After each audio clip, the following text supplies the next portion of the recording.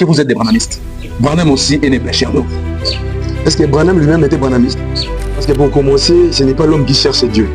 Ça ne sera pas important que nous puissions chercher Dieu, parce que c'est déjà Dieu qui a choisi. Voilà. Là, je vais... C'est une faveur imméritée que Dieu nous accorde.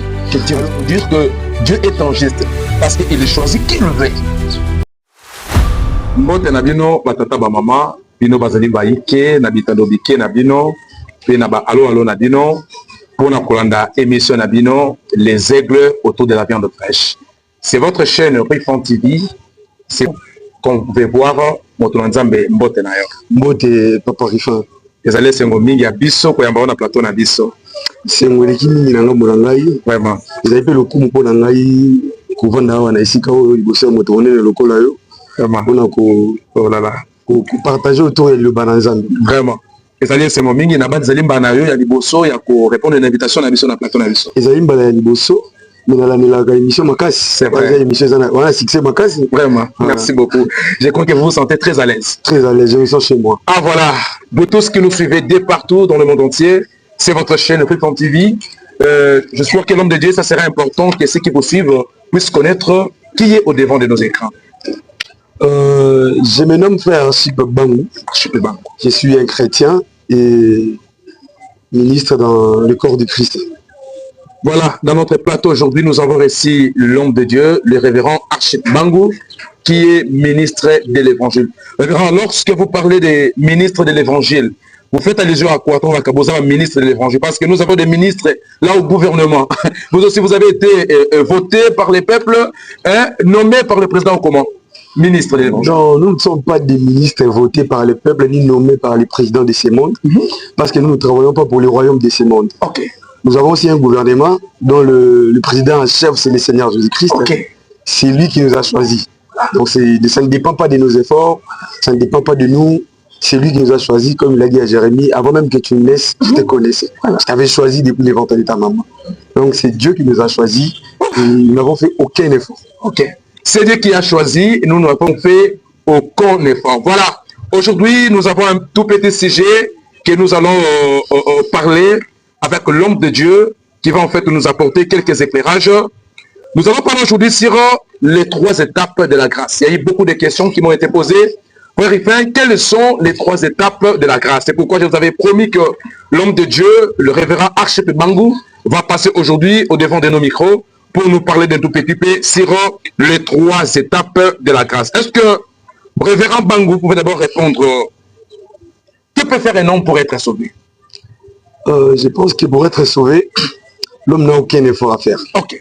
Parce que pour commencer, ce n'est pas l'homme qui cherche Dieu, mais c'est Dieu qui cherche l'homme. Ce n'est pas l'homme qui cherche Dieu. Ce n'est pas l'homme qui cherche Dieu, c'est Dieu qui cherche l'homme. Pasteur, mais nous montons quand même des montagnes, s'il vous plaît.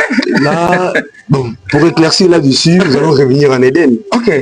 Lorsque l'homme s'est perdu et qu'il a péché, la première réaction de l'homme, c'était de se cacher. L'homme s'est caché parce qu'il savait qu'il avait tort. Mais c'est Dieu qui est venu chercher l'homme et a demandé à notre père Adam, Adam, où es-tu? Ok. Donc l'homme ne cherche pas Dieu. C'est Dieu qui était venu chercher l'homme. Dieu qui cherche l'homme. Ok. Alors, que peut faire un homme pour être sauvé? Pour être sauvé, ce n'est pas d'abord un mérite. Okay. Pour qu'un homme soit sauvé, Jésus a dit dans sa parole, dans le livre des Jean, chapitre 1, je prends le verset 12, okay. Il a dit... Là, vous lisez les Écritures. Je lis les Écritures. Allez-y. Mais à tous ceux qui l'ont reçu, il leur a donné le droit d'être enfants de Dieu.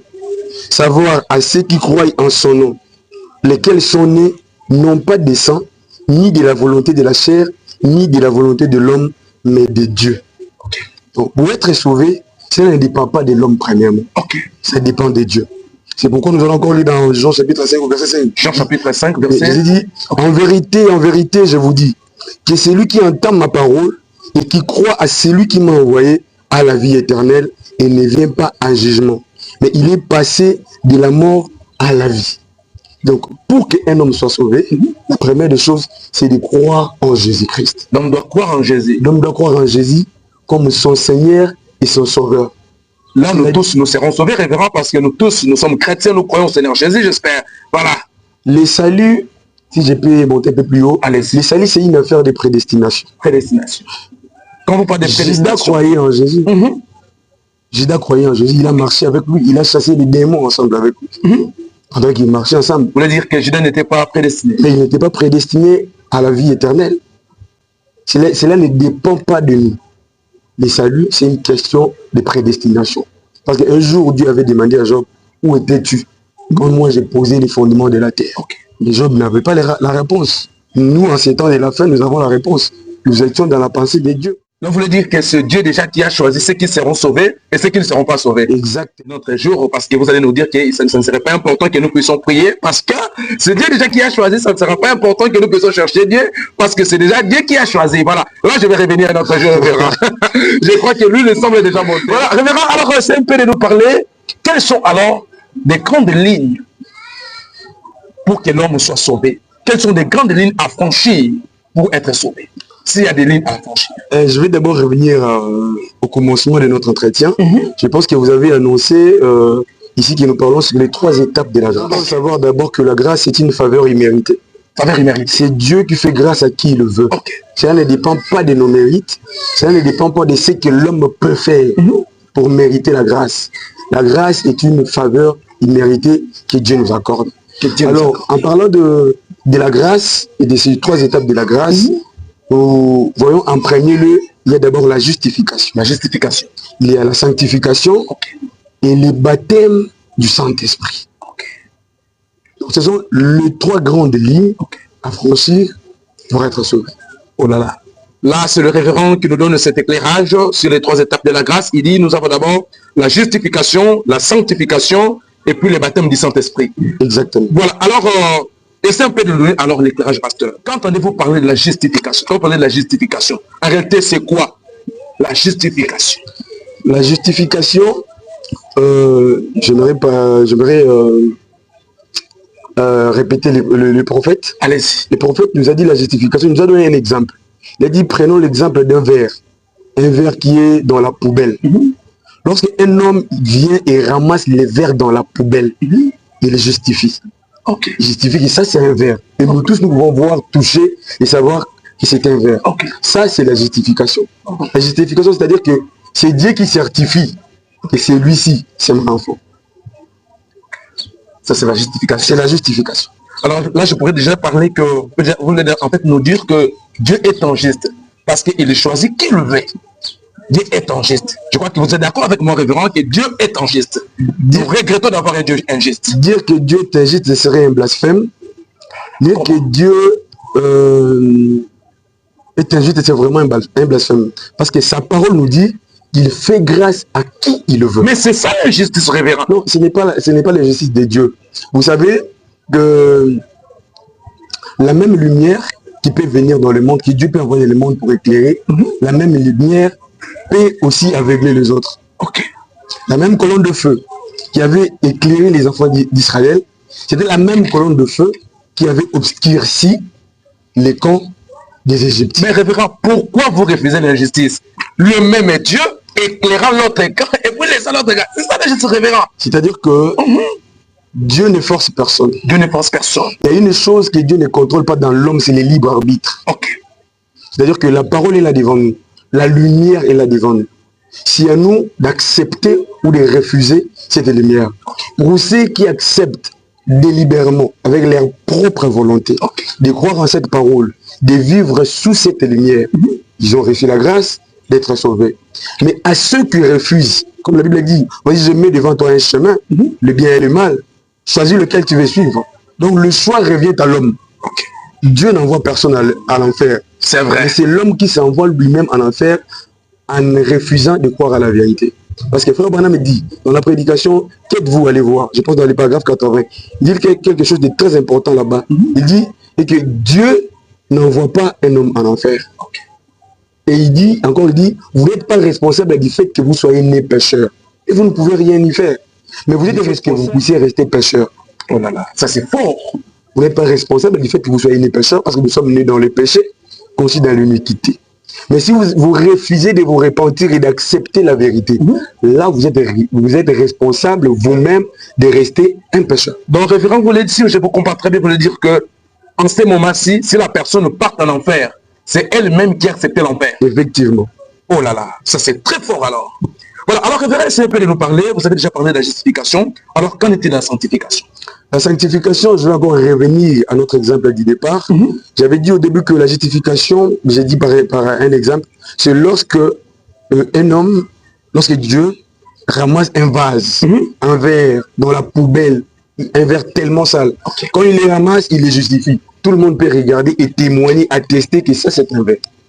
Mais pour que ces verres arrivent au point d'être utilisés, être lavés, et ces lavages, c'est ça la justification. Et nous pouvons revenir dans le livre d'Ézéchiel, chapitre 36, verset 25, je pense quelque part là, Dieu dit que je répandrai sur vous une eau pure et vous serez purifiés. C'est-à-dire, lorsque Dieu nous ramasse dans la poubelle comme étant un vase, il nous justifie en nous ramassant dans la poubelle. Mais il nous sanctifie en nous lavant avec l'eau de la parole. Donc c'est l'eau qui sanctifie. C'est l'eau qui sanctifie. L'eau comme la parole. L'eau comme la parole. Ok. Et alors, qu'en était du baptême du Saint-Esprit, voilà. Le baptême du Saint-Esprit, j'ai encore revenu à notre exemple. Wow, là, lorsque le verre est ramassé, je dis ça dans des termes clairs pour que tous ceux qui nous suivent puissent vraiment saisir la chose. Lorsque le verre est ramassé, le verre est lavé. Il ne se limite pas au lavage. Le verre doit être utilisé. Et pour être utilisé, le verre doit être rempli. Parce que quand il est lavé, il est vide. Il est vide. Il est vide. Il est propre, mais vide. Mais pour l'utiliser, il faut les remplir. Et ces remplissages-là, c'est ça les baptêmes du Saint-Esprit. Le frère Branham dit que Dieu nous remplit du Saint-Esprit pour le service. Vous voyez, de la même manière que la Bible dit dans le livre de 2 Timothée, je pense chapitre 2, quelque part là, que nous, dans une grande maison, il n'y a pas que des vases de terre. Il n'y a pas que des vases à usage vil. Il y a aussi des vases à usage d'honneur. Mais si vous, en tant que vase, vous conservez pur, en d'autres termes, si vous, en tant que vase, vous êtes purifié, vous êtes sanctifié, Dieu pourra vous utiliser. Là, lorsque vous parlez maintenant des vases, ce sont des outils, des existentiels, ou vous parlez du vase comme quoi? Nous parlons de vase en tant qu'homme, parce que la Bible déclare que Dieu n'habite pas dans des temples faits de mains d'hommes. Dieu habite dans le cœur de l'homme. Parce que quand Dieu avait, revenons en arrière, quand Dieu avait fini sa création, il s'agit du repos, Dieu s'est reposé dans l'homme. Donc Dieu n'habite pas dans des bâtiments, faits des mains d'hommes. Vous voulez dire que Dieu n'habite pas dans Rikini Tabernacle? Il n'habite pas dans Rikini Tabernacle, il n'habite pas dans Matembele Tabernacle. Comment? Il n'habite pas dans Pascal Tabernacle. Non, Dieu habite dans l'homme. Dieu habite dans l'homme. Vous allez revenir sur ça parce que c'est un grand sujet encore que nous aurons abordé avec vous. Alors, nous tendons déjà plutôt à la fin de notre émission parce que la télévision, c'est en fait l'air. Alors, l'homme de Dieu peut nous parler en tout petit peu. Comment alors l'homme peut savoir qu'il passe dans ces 3 étapes? Comment on peut en savoir? La première des choses, revenons toujours aux Écritures. Revenons dans le livre de Ézéchiel, chapitre 36, au verset 25, vous descendez un peu là-bas en bas. Après que Dieu ait dit que je répandrai sur vous une eau pure et vous serez purifiés. Et si vous remarquez là-bas en bas, Dieu dit que je ôterai en vous le cœur de pierre. Et je vous donnerai un cœur de chair. Je ôterai en vous le cœur de pierre et je vous donnerai un cœur nouveau. Je mettrai mon esprit, je vous donnerai un esprit nouveau. Ensuite, je mettrai mon esprit en vous. Donc la première des choses, comme nous l'avons dit, sur les 3 étapes, comment l'homme peut savoir cela? C'est-à-dire que, d'abord, quand nous naissons pécheurs. Nous tous nous naissons pécheurs. Nous naissons pécheurs. Sauf Jésus. Sauf Jésus. Sauf Jean-Baptiste. Jean-Baptiste, il n'est pécheur. Il n'est pécheur. Il n'y a que Jésus qui n'est pas ne pécheur. Alors nous tous, nous naissons pécheurs. Mais attendez, pasteur, je crois que vous êtes des branhamistes. Branham aussi est né pécheur. Est-ce que Branham lui-même était branhamiste? Qui était branhamiste? Qui était Branham? C'est vous qui en connaissez, c'est vous qui vantez le frère Branham. Non, je vous demande, est-ce que Branham était branhamiste? Là, c'est à vous de répondre parce que vous êtes du message, vous aimez beaucoup le frère Branham. Nous sommes du message et je suis chrétien. Je suis chrétien. J'accepte d'être appelé branhamiste si le monde appelle branhamiste les gens qui ont reçu William Marion Branham comme prophète. Et autrement dit, et Jésus comme Dieu. Là, j'accepte. Si les gens appellent branhamiste les gens qui ont reçu William Marion Branham comme prophète de notre époque. Là, vous acceptez. Là, je suis d'accord. Mais si les gens nous appellent branhamistes comme les gens qui sont fanatiques, là, je ne suis pas d'accord. Alors, ceux qui sont fanatiques, qu'est-ce qu'ils disent de Branham? Ceux qui sont fanatiques essaye d'élever Branham au même standard que Jésus. Alors que Jésus est le maître, Branham est le serviteur. Moi, je crois que le pasteur Bangou, le révérend Bangou, a vraiment de la profondeur. Vraiment, nous aurons besoin de lui dans notre plateau parce qu'on a tant de choses à se parler ici. Vu que nous gagnons, nous sommes derrière les temps. Alors, révérend, vous parlez sur comment l'homme doit savoir qu'il passe ces 3 étapes. C'est ça, non? Oui. Alors, où est-ce que vous êtes arrêté? Parce que nous tombons déjà à la fin. Je disais, Dieu a dit qu'il ôterait d'abord en nous le cœur de pierre, l'incrédulité, le cœur qui ne croit pas. Il va nous donner un cœur de chair, c'est-à-dire un cœur qui peut croire à la parole. Ça, c'est la première étape. La première chose, c'est que vous étiez un homme qui ne croyait pas. Vous étiez un homme qui ne vous conformiez pas à la parole de Dieu. Mais arrive un jour où vous écoutez la parole de Dieu et cela touche votre cœur. Vous commencez à croire et vous donnez votre attention à cette parole. Et quand Dieu vous donne un cœur de chair, c'est-à-dire vous commencez à croire, le frère Branham me dit, le cœur nouveau que Dieu donne, c'est notre intellect. Il dit ça dans Imitation du christianisme. Le cœur nouveau, ce n'est pas le Saint-Esprit. Le cœur nouveau, ce n'est pas le Saint-Esprit. L'esprit nouveau même n'est pas le Saint-Esprit. L'esprit nouveau n'est pas le Saint-Esprit. N'est pas le Saint-Esprit. Mais comment, là, c'est vous, les gens de Branham, qui tordissaient les Écritures. Ne tordissez pas les Écritures, je peux même vous choquer. Pierre a marché pendant 3 ans et demi avec Jésus, mais il n'avait pas le Saint-Esprit. Pierre? Oui. Jésus lui a dit, quand il sera converti, affermis tes frères. Mais il marchait avec Jésus. Il chassait les démons. Là, mais il n'avait pas les Saint-Esprit. Là, ce sont vos trucs des Branham qui inventaient vos trucs, qui sait même le terrain dans les réseaux sociaux, révérend. Jésus a dit à Pierre, quand il sera converti, affermis tes frères. Attention, le révérend Mike va vous attaquer, révérend, quand on vous dit des pareilles choses, le révérend Mike va vous attaquer. Mesdames et messieurs, nous tendons déjà à la fin de notre émission. C'est un grand plaisir pour nous de recevoir cet homme de Dieu. Alors, pasteur, nous sommes déjà à la fin. Je ne sais pas si vous avez... Ah, vous refusez le pasteur. Ah, mais vous refusez le pasteur. Non, je ne suis pas pasteur, je suis frère. Frère Archip. Je suis aussi brebis. Mon pasteur Norbert Kibouila que je salue. Voilà, c'est le pasteur. Je l'aime beaucoup. Ouais. Beaucoup de respect à notre pasteur. C'est lui mon pasteur, moi je suis sa brebis. C'est vrai. Wow. Voilà, c'est ce qu'en fait nous voulons parce que vous les jeunes, vous êtes tellement terribles et puis vous voulez prendre beaucoup de place de vos pasteurs. Non, jamais. Moi je suis une brebis. Vraiment. Je suis sous les pieds de mon père. Sinon vous êtes un homme de Dieu. Vous prêchez? Oui, je prêche. D'accord. Alors, révérend, nous tendons à la fin de notre émission. Avez-vous quelque chose à dire au sujet de tout ce que nous venons de parler ici et quelque chose à ajouter sur les 3 étapes de la grâce? Une précision pour que ça puisse plus avoir en fait la précision. Concernant les 3 étapes de la grâce, comme je l'avais dit au début, que cela ne dépend pas de nos mérites pour que Dieu puisse nous faire grâce, parce qu'il a dit, il fait grâce à ceux qui le veut, il élève celui qui le veut, il abaisse celui qui le veut, donc tout dépend de sa volonté, parce que notre Dieu, il est souverain. Et concernant les 3 étapes de la grâce, un jour, je vais donner un petit exemple. Un jour, les apôtres mangeaient sans s'être lavé les mains, et les pharisiens sont venus vers Jésus, ils lui ont dit, mais comment tes disciples mangent sans s'être lavé les mains? Jésus les a regardés, il leur a dit, ce n'est pas ce qui entre dans la bouche de l'homme qui suit l'homme, mais c'est ce qui sort de la bouche de l'homme qui suit l'homme. Même les apôtres n'ont pas compris cela, mais ils marchaient avec Jésus. Quand ils se sont allumés, ils ont demandé à Jésus, mais maître, explique-nous cette parole. Qu'est-ce que cela veut dire? Comment est-ce que ce que tu viens de dire, que ce n'est pas ce qui entre dans la bouche de l'homme qui suit l'homme? Jésus était même étonné. Il a dit, même vous êtes sans intelligence. Ne savez-vous pas que si un homme mange, entre dans le ventre, il va dans le nez secret. Mais ce qui sort de la bouche de l'homme, c'est ce qui est sur l'homme. Comment? Parce que c'est du cœur qui viennent des mauvaises pensées, c'est du cœur qui viennent la convoitise, l'adultère, l'impudicité, toutes ces mauvaises choses que nous connaissons. C'est pour vous verrez beaucoup de gens dire, moi je ne parle pas à l'église parce que Dieu regarde le cœur. Le cœur, mon cœur c'est ça l'église. Oui, ils n'ont pas tort, ils ont raison. Mais quel est ce cœur dans lequel Dieu peut tabernacler? C'est un cœur qui a été justifié, un cœur qui a été purifié, et Dieu vient habiter lui-même. Parce que le baptême du Saint-Esprit, c'est la personne de Dieu lui-même qui vient habiter dans l'homme. Parce qu'il a promis, encore un peu de temps, mais le monde ne me verra plus. Mais vous me verrez. Je serai avec vous et même en vous. Donc Dieu en nous, sous la forme du Saint-Esprit, accomplissant ses œuvres. Le baptême du Saint-Esprit, c'est Dieu en nous, accomplissant ses œuvres. Et la conclusion, et puis l'idée fondamentale de notre invité du jour. Merci beaucoup, le révérend Bangou, d'avoir répondu à notre appel. C'est à moi de vous remercier. Que Dieu vous bénisse richement. Dieu vous bénisse. Je crois que ce n'est pas votre dernière fois. Vous aurez le temps de passer à notre plateau pour dire quelque chose parce que je sens la profondeur. En tout cas, nous allons repasser sur ce plateau parce que c'est un plateau qui nous sert pour évangéliser. Je pense que beaucoup de fils et de filles de Dieu sont bénis par ce que vous faites. C'est ici pour moi une occasion de vous jeter des fleurs, Merci beaucoup. de vous dire combien j'apprécie ce que vous faites et que Dieu vous élève encore davantage.